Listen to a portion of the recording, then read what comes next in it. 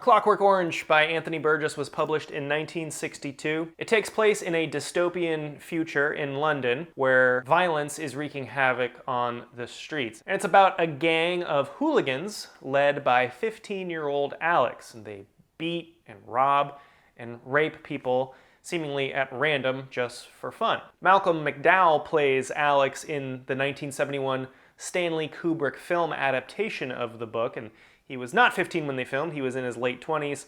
I will get to his performance as Alex a little bit later in this video. But first, I know the movie's 50 years old, but if you haven't seen it or read the book, there will be spoilers in this video. When it comes to the book, one of the first things you'll notice as a reader is that Burgess utilizes this really interesting, playful, made-up language that the characters speak. It's an English-Russian kind of slang hybrid, so you can still understand it, but a lot of words, nouns, and adjectives used are bizarre. He'll use words like veshes, krasting, gloopy, noj, pushkas, chelevek, glazes, britva, yarbles, malenki, vidi, droogs, whooshing, ptitsa, tolchak, creeching, mooj, shum, millicent, boyos, and of course my personal favorite, horror show. Happy polylodges. This language is really fun at times and adds a real level of uniqueness to the book.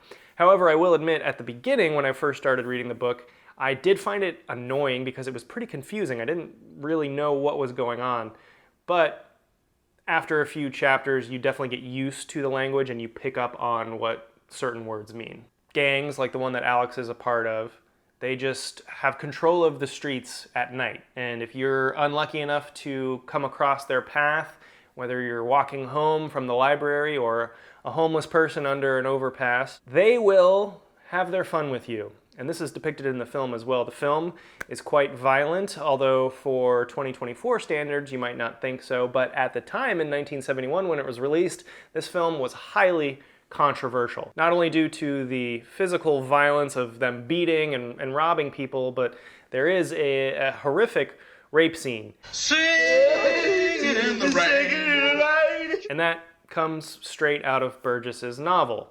This is a very disturbing book and film because of the violence, but not just because of the violence, but because of the utter indifference of the characters to the suffering of others. The book is broken up into three distinct parts. Part one is about Alex and his droogs terrorizing people and wreaking havoc on London society, eventually ending with Alex getting arrested after he kills a woman in her home. Part two is about Alex's time in prison and his reclamation treatment, which is an experimental technique aimed at rehabilitating violent criminals by injecting them with some formula that makes them feel sick, and then they're forced to watch violent depictions on a screen, and when they see it, they feel sick to their stomach. So later, when they have violent urges, they're reminded of that sick feeling, and it makes them want to vomit literally anytime they think about doing violence to somebody. Part three is about Alex's experiences post his treatment and after he's released from prison. And this raises an interesting ethical dilemma. If you could eliminate crime by force, by removing somebody's choice, should you do it? After all, crime may go down significantly, but what would that do to humanity? As someone in the book states, a man who cannot choose ceases to be a man. The 1971 film, like I said, was directed by the great Stanley Kubrick, one of my favorite directors of all time. And while this is not my favorite Kubrick film, I would have to say 2001 is probably my favorite. It is a fantastic film. I really do enjoy this film, and I do think it is a very good adaptation of the book. It follows it pretty closely. Malcolm McDowell as the main character, Alex, he was perfect. I really do feel like he embodied the character of Alex perfectly, not only in his on-camera presence, but also in his narration of the film. But a real leader knows always when like to give and show generous to his unders. And you do kind of got a feel for the guy because the scenes where he is undergoing his reclamation treatment look absolutely torturous for McDowell as an actor to have to sit through this. A pretty faithful adaptation, but there are some differences between the book and the film. For one, there is a part in the book where Alex, a 15-year-old, encounters, I believe, two 10-year-old girls out at a record store, I believe. And he ends up buying them some food and then bringing them back to his home. And I believe he rapes them, two 10-year-old girls, which is quite disturbing.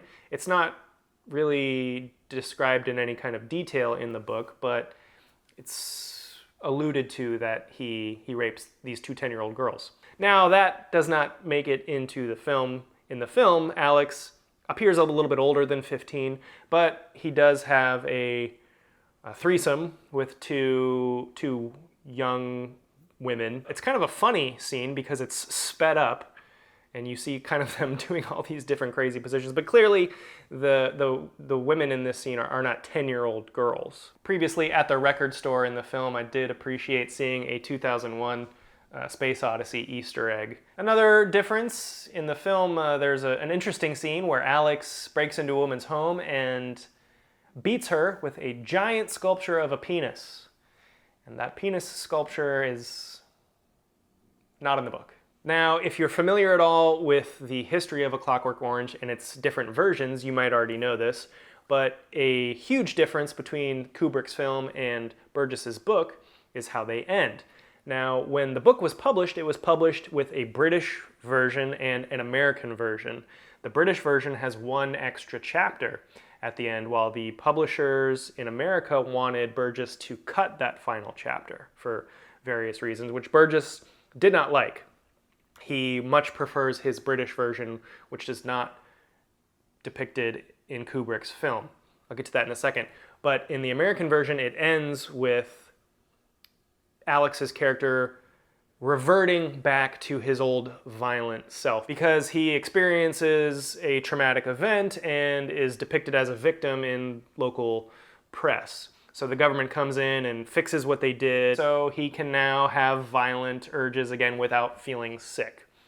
And the last line of that chapter and in Kubrick's film is, "I was cured, all right." So it ends with the villain winning, essentially, and going back to being violent. Which, honestly, I prefer better than Burgess's British version.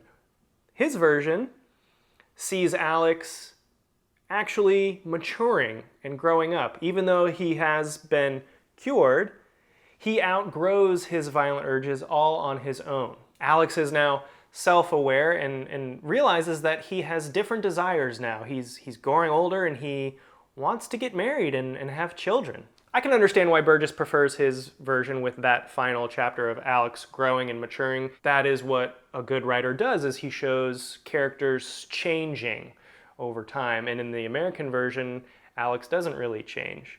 He ends the book just in the same mindset as when he started it. But for whatever reason, it's hard for me to explain. I do like that macabre, shocking ending of Kubrick's film. But I remember reading the book, and when I got to the part where it says, "I was cured all right," I'm like, oh, that's how it ends. And then I turned the page and I was like, oh, there's one more chapter. It did feel a little out of place, to me at least. Okay, which one is better?